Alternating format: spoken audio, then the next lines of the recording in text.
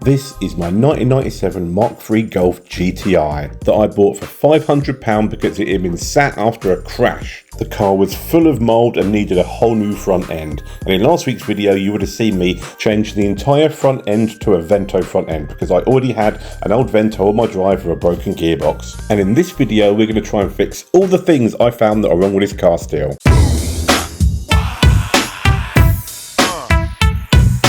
Okay, I've now driven this car to work for an entire week and now I can tell you all the things that are still wrong with it.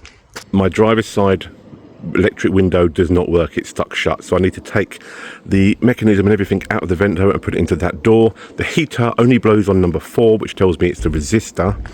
This rear window keeps dropping down by that much and the electric window doesn't work, so I have to unlock the car from this side and then climb over and pull that because the central lock-in isn't working. I can hear the pump going, so there must be a vacuum leak somewhere in the car, but so I'm going to have to, if I can just swap these door handles over for now, that means I can lock and unlock the door from the driver's side. The radio has no aerial or something's going on. I can plug my phone, I can Bluetooth my phone to it and play music, but I've got no radio signals. It's got this hideous bloody gear knob.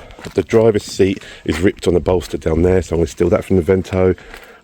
So yeah, and there's probably a lot of other things that I've forgotten about, but today we're going to fix as many of these things as I can. First thing I'm going to do is fix the blower so it blows on all numbers, not just 4.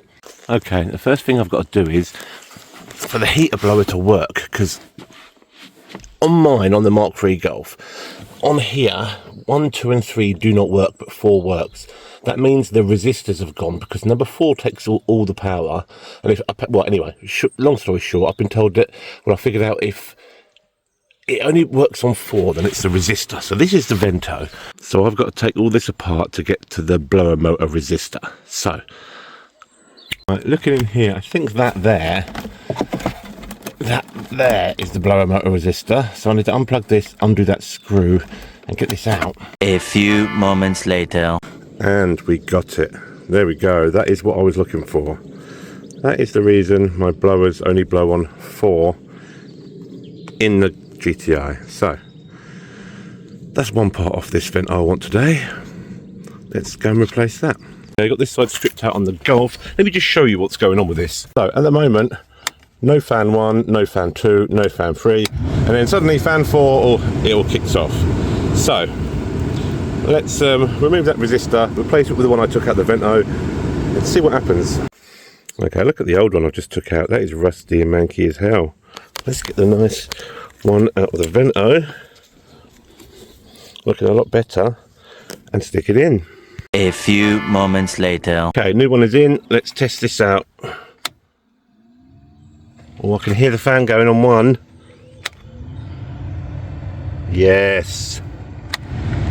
3. There's movement in there, shouldn't be movement in there. And 4. Yes. Fixed. Next thing I'm going to do is sort out this driver's side, the driver's electric window, because it would be nice to be able to open the window. And the next thing I'm going to need is I want the window regulator out of this door to control the window, because the window on the driver's side on the Golf does not work. So let's get this window regulator out of here, because on the Vento it does work.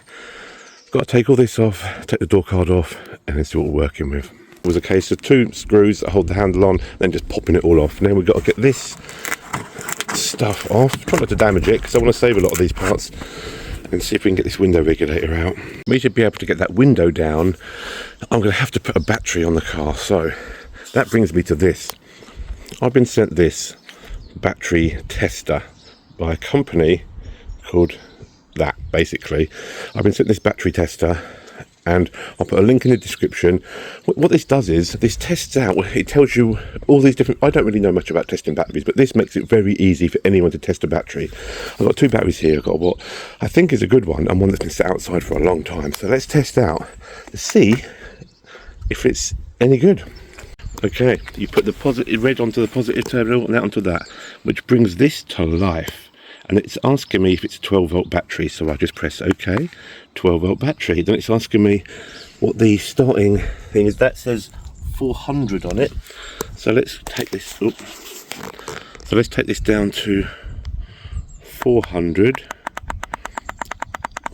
tells you on the battery what the CCA is. That's 400, and then we press OK, and it will tell me in real time if the battery's good or not. Let's have a look. It says it's normal, and I scroll down. It says that the SOH is normal. It says that's normal. If you look at the bottom, it says normal. It says this battery is perfectly normal and all these things I don't understand. Let's try out the old battery's been set for a while. Same again on the terminals. Let's see what this is saying. It's asking me if it's flashing at the top. It's saying, is it 12 volt? Yes, it's 12 volt. And this is 350 by the looks of it. So we put that down to 350. I'd be surprised if there's a battery's normal, because it's bloody not. 350. So I gone too far. There we go. Let's test. Let's say yes. Testing it. Ooh, poor 0. This is poor. See at the bottom it says poor. Yeah, this is a bad battery. It's as simple as that. To get this regulator out, I've got to undo this nut and this nut which holds the glass. I've then got to unclip that, undo that bolt which holds the motor, and then it's literally bolt there, bolt there, bolt there, and bolt there. So let's get it done. Right, I've undone the two things that get the glass out of the runners. I pulled the window up, taped the window up out of the way. Now I can just get this out in one piece. And there we go, one window regulator out. Now, the only other window that doesn't work in mine is this back one. I can't remember if this back window works in the Vento, so if it does, I'm going to be stealing that one as well. Actually, let's test out if it works or not. Press the button. Oh no, that window doesn't work. So I'm only doing one window then. Okay, right, now we need to strip the door on the Golf and see if we can get that regulator in this door, and I'll have an electric window at last.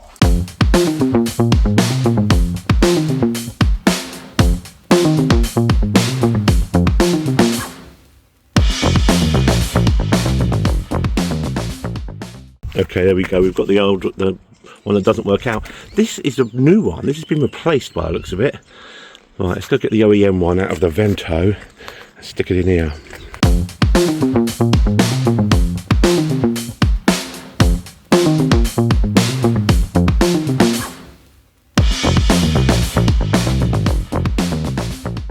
Okay, after a lot of messing around, trying to get this working, it was going up and not going up and down and not doing anything.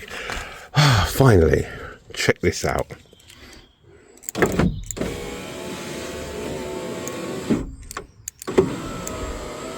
We got a working window.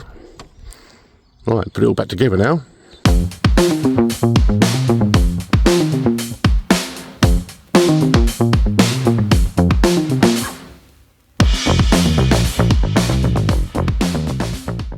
There we go, last finishing touch.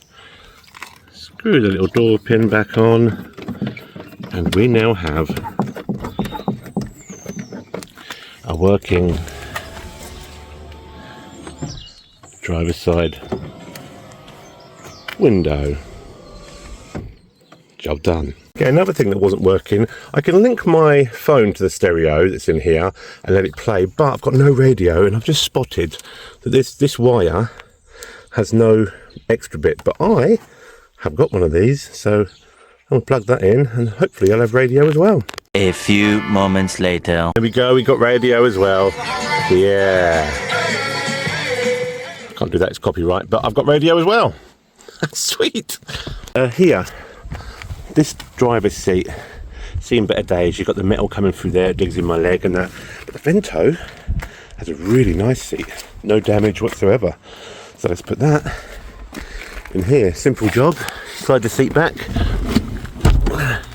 Then you remove this little pin, slide the seat out and swap them over. Okay, my plan was, while the seats are out, was to clean all this out, but my girlfriend's nicked the extension lead for something else, so I can't. So I'm just going to put the seats in for now, and then I'll have to do an interior clean another day when it's going to rain soon, so I want to get this done. Right, let's get that seat in. You literally put it in the back, slide it into the channels, and then put the pin back in the front. A few moments later. Okay, new driver's seat is in, fixed, clean. Let's take a look at the other seats. See, I've been driving this to work all week. It's still got mould on the back. So let's swap out these back seats. I've decided only to use the backs out of the Vento because the backs are really nice, but the seats are ruined. So, right, backs. Actually, forget that. I've gone to put them in and just spotted all this. Okay, we'll just put the old GTI seats back in and then just clean them up. Okay, we've now got both front seats from the Vento in the Golf because they're a lot nicer and cleaner. The back seats, I took them out, went to swap them, realised the ones in the Vento were really bad, and put these back in, and I've scrubbed them all down. Get rid of that. Scrubbed them all down, so they're all nice now. And there we have it, people. I've now got all the niggly bits fixed on the Golf. The electric windows working, I've got the blowers working, I've got the radio working, I've got nice seats in the Golf. Still need to hoover it out. The rear window that wouldn't stay up, I've managed to wedge that up for now and put the door card back on until I can get a decent thing. But it's all sorted, people. All that's left to do now is to start customising. Paint the front end, find some really nice wheels to go on this ride and get the stance just perfect. So keep an eye out for them videos in future, and cheers for watching. See you in the next one.